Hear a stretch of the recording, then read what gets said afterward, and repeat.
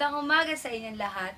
Ako po si Francesca Intal na mag-uulat sa inyo ng magandang balita.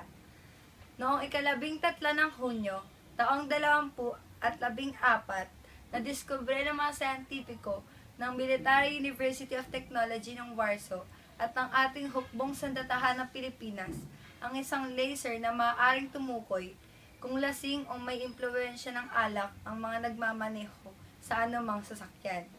Ang naturang laser ay maaaring ibaril sa mga sasakyan upang malaman kung lasing ang isang nagmamaneho.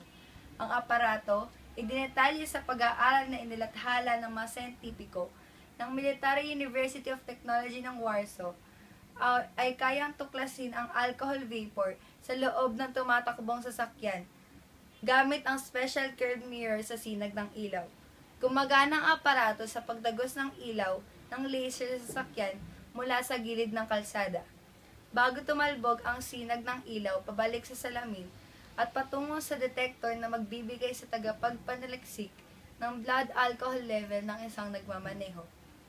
Ayon sa pag-aaral, kayang tuklasin ng aparato ang blood alcohol concentrations na hanggang 0.1% na test gamit ang sistema na ginagaya ang paghinga ng lasing na driver. Muli, ito po si Francesca Intal, nag-uulat mula sa Blessed Elena Academy, Pasay City. And out!